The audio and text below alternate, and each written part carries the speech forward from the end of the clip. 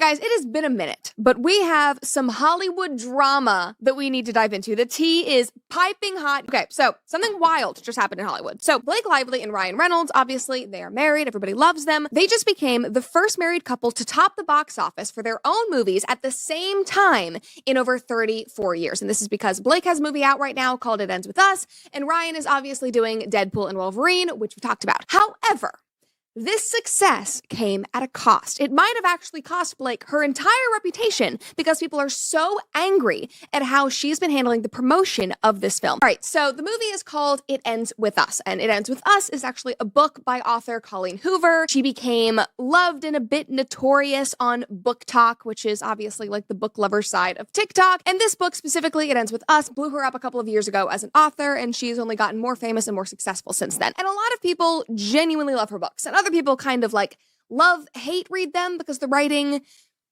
is a bit wild, it's a bit spicy, maybe not the most intelligent writing on the face of the earth, but the books are juicy, the stories are juicy, and they really draw people in. And apparently Blake was one of those people who absolutely loved the book, and Colleen Hoover loved her as an actress, and so she specifically wanted her to come on board. She and Ryan got involved, so they're the producers on the project, and Blake actually cast herself as the female lead, which a year ago had already pissed a lot of people off because they thought that she was too old for the role, that she wasn't right for the role. But hey, you know what? It's her movie, it's her money. However, it really wasn't her movie from the start. Actor and director Justin Baldoni was the first to acquire the rights to the book many years ago. He was the first one involved. He ended up starring in the film opposite of her and directed the whole project. And just lodge that point in your brain for later, because due to the way that this film was being promoted, you would not think that this is his brainchild. You would think that this is all the Blake Lively show. But anyway, both of them would be playing dual roles. You know, her as the star and the producer, him as the star and the director, also producing some of it. And if you don't know who he is, I'm sorry guys. Okay, so Justin, if you don't know who he is, he became famous from the show Jane the Virgin, which is one of my favorite contemporary shows ever. But he rolled that success into a career in producing and directing. He founded his own production company, which came on to help produce this film, like I said, and he's directed a couple of big films over the past couple of years, and he has really made a name for himself. I mean, like, this man, guys,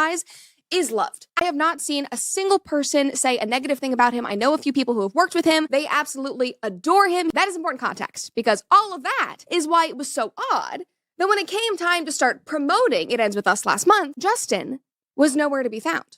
Blake and Ryan were doing interviews. The cast was doing interviews. They were all hanging out together, you know, lovey-dovey, having so much fun.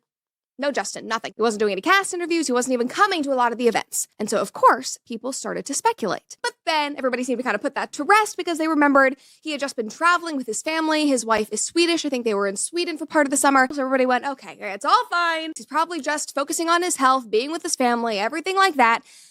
But then it changed. Because then he did start doing press for the film. And he never once blamed his health. He never once gave a reason for why he wasn't doing it initially. And even though he had started doing press, his press was completely separate from the rest of the cast and the crew and the production team. And then, guys, it only got worse because the premiere happened last week. And this is where everything just kind of fell apart and broke open. Everyone was at the premiere. It was a huge deal. You know, Blake Lively looked stunning. Everybody was excited. But Justin, again, did not do a single interview with Blake or the cast. He was not in a single photo with the rest of the team. And then on top of that, all of the big influencers and the celebrities coming to support the film, they were tagging Blake up and down their Instagrams and their TikToks. Not a single post about Justin. Weird.